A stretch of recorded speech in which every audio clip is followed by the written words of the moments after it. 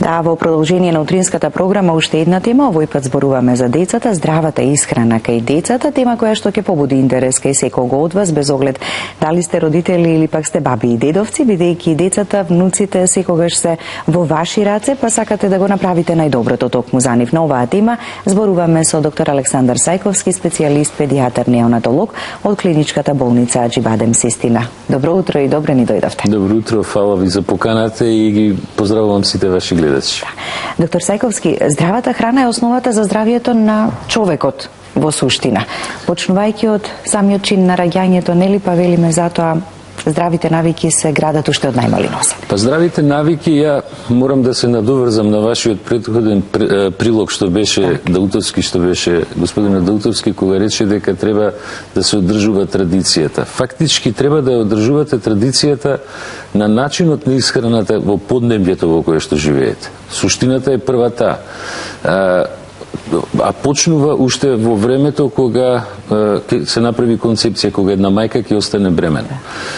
Знаете, во тек на бременоста, особено последните 3 месеци, имаме најинтензивен раст на мозокот на детето. Тоа е некаде, рачунете, за тие 3 месеци расте 270% самиот мозок, а тоа е исто таков динамичен развој и после неговото раѓање на бебето. И во основа, исхраната во тој период треба да содржи доста омега-3 масни киселини, кои што се дел од мозокот и кои се неопходни за развојот на мозокот. Затоа, балансиран начин на исхрана не е само од моментот кој ќе се роди детето, него и за време на бременоста кај една мајка. Инаку, факт е дека започнува здравието, што викаме, нели, доаѓа преку уста на некој начин. Тоа се должи на два факта. Едниот факт е дека 70% од целиот имунитет на човекот и на детето се наоѓа во стомакот, односно во лимфните јазли околу цревата, тој галт систем, така го викаме.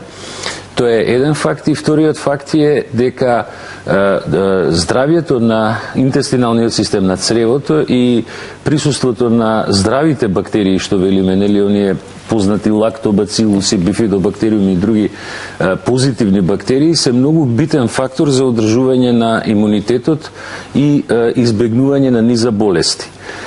Сето тоа може да се постигне со правилен начин на исхрана, со правилно функционирање во семејството, зборам контактот мајка-дете со доењето, првиот акт на исхрана и првите месеци, нели, доењето, и со воведување евентуално на одредени суплементи кои што треба да се воведат ако нема доволно дел од витамини или минерали или, да речеме, омега-3 кај децата. Така, и она што го велите во едно интервју, она што му е потребно на детето за правилен раст и развој во првите 3 години, ако имаат евентуално дилема родителите, е здравата исхрана, емотивната комуникација родител-дете и витамините. Да, значи децата имаат само 2 желби, знаете.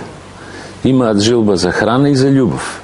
Значи, љубовта мора да му ја дадете на детето, тоа не е процес да се размази детето по принцип.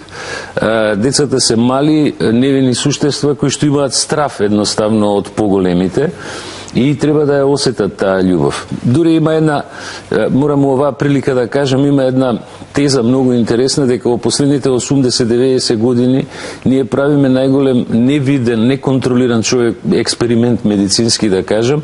Значи, децата, бебињата се ставаат во ние убави шарени колевки, нели, во кревети убави со ние мечиња, бумбари што вртат, што свират, не се толку во рацете кај мајката, да кажам. И тоа е фактички некој експеримент за кој што последиците веројатно ќе ги видиме покасно. Меѓутоа, во основа, секој момент кога мајката, особено зборам за првите месеци, значи кога е уште доенче, кога ќе го земе бебето во раце, оно си ја познава својата мајка по мирисот на нејзината кожа и се смирува. Дури да плаче предходно, мајката кога ќе го земе ќе се смири. И овде морам да ги разочарам татковците, обично сите мислат дека си ги познаваат татковците, не е тоа баш така. Прв пат таткото детето си го познава некаде, реално негде после 10 месеци возраст. Така да фактички главна е релацијата мајка-дете. Мајка-дете, да. Во тој контекст и исхраната на мајката која дои, исто така е многу битна, затоа што дел од токсични материи кои што може да се најдат во исхраната може да продрат во мајчиното млеко, како што и покасно кога ќе дојде период за дохрана кај децата, внесување на токсични материи, тоа се познати овие пестициди, органофосфати, злоупотреба нивна евентуално, може да доведат до длабоко и многу суптилно оштетување на имунолошкиот систем кај децата. И така ние денеска во педијатријата гледаме во модерно време, гледаме некои болести кои по принцип кај децата не треба да ги има. Некои автоимуни болести кои што доваѓаат заради нарушување на имунолошкиот систем. Например, меѓу другото имаме и многу поголем број на деца во модерно време кои што имаат астма, да кажеме. Да. Или некои други автоимуни болести, или некои форми на тумори кои што порано во минатото, во историјата на медицината скоро и да не се опишувале кај децата.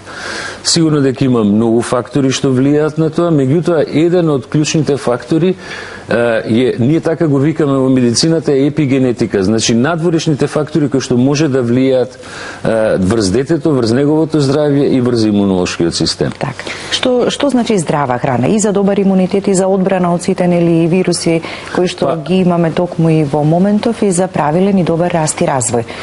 Знаете како ние пак ќе се вратам на оној момент дека ние секогаш во педијатријата збориме ако сакате да имате здраво дете, внимавајте со исхраната и со се она што го правите со него во првите 1000 дена од животот. Од кои 280 дена е бременоста, значи додека е мајката бремена и останатите 720 дена кога ќе се роди бебето. Значи многу е битно каков тип на храна се дава, дали таа храна е многу третирана хемиски или не е третирана хемиски. Едноставно зборам со пестициди и со разни други субстанции. Ако вие денеска на пазар ќе чуете од многу продавачи дека скоро и да не постои храна која што не е третирана, нели, од хранливите производи. Многу зависи како се одржува цревното здравје, дали се внесуваат пробиотици ако има потреба да се внесат во зависност од начинот на породување, со спонтанното породување мајката фактички спрема еден огромен број на тие позитивни бактерии кои што ги предава на детето, меѓутоа денеска во светот имате негде скоро 38% од децата кои што се раѓаат во цел свет, кои што се раѓаат со царски рез и они у суштина не ги примаат тие позитивни бактерии од својата мајка.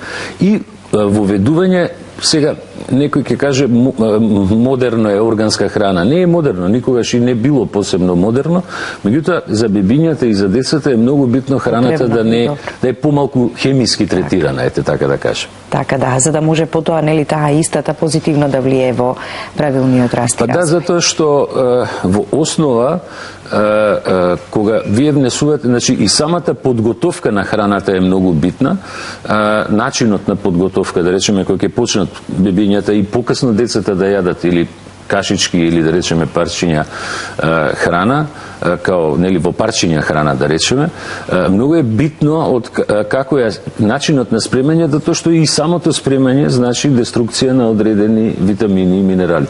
Пример, еве, С-витаминот се разградува на 52 степени. И сега вие ако ја третирате многу било кој производ кој што има С-витамин, пиперката на пример која има повеќе С-витамин отколку лимонот, ако ја многу третирате термички ќе се изгуби С-витаминот во неа. Така да.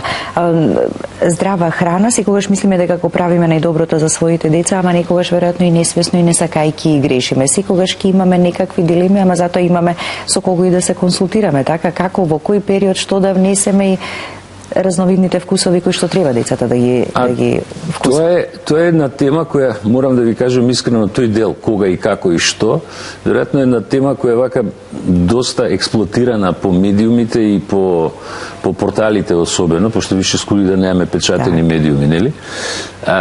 И морам да ви кажам дека на таа тема треба само едноставно да го на некој начин ископираме советодавниот систем кој што го има во Европска унија. Во Европска унија има една агенција што се вика European Food Safety Agency. Значи они имаат документ еден кој што е на негде 130 страни и кој што убаво пише и се обновува, нели нормално. која храна кога треба да се воведе кај децата. Тоа е многу важно, затоа што има едно големо разногласие кога да се почне со воведување на кашички и како да се почне. Исто така, дали треба да се пробуваат вкусови или да не се пробуваат вкусови. Значи, навистина едно големо разногласие, а особено може да се види по одредени портали каде што нели се даваат и па и рецепти за препораки и така натаму. Значи, видите, ако некоја работа, ајде да кажем вака, не ја знаат луѓето, да речеме, значи едноставно треба да се движат по она кое што искуството во медицината и знаењето го носи. Истата таа агенција, например, кажува дека во Европа децата треба да почнат да се хранат да се дохрануваат поточно меѓу 4 и 6 месец, зависно од на тоа како напредува детето и дали родителите може да обезбедат квалитетна храна за него. Тоа подразбира органска храна која не е многу хемиски третирана. И воведувањето на храните е многу интересно, затоа што, например, вие имате меѓу готовите кашички, да речеме имате риба, лосос од 5 месец. Додека, например, ке чуете некои наши размислувања дека риба не треба да се дава пред година дена. Значи, не, апсолутно, тие риби кои што се така наречени мрсни риби, тие се воведуваат кај децата заради омега-3 масната киселина. Сега, ако немаме навика за внесување на тие риби, или едноставно немаме навика да ги јадеме, тогаш треба да се внесуваат суплементи во форма на омега-3. Така, да. Ви благодарам за гостувањето, оставаме уште многу работи недокажани за никоја следна прилика. Благодарам и вам.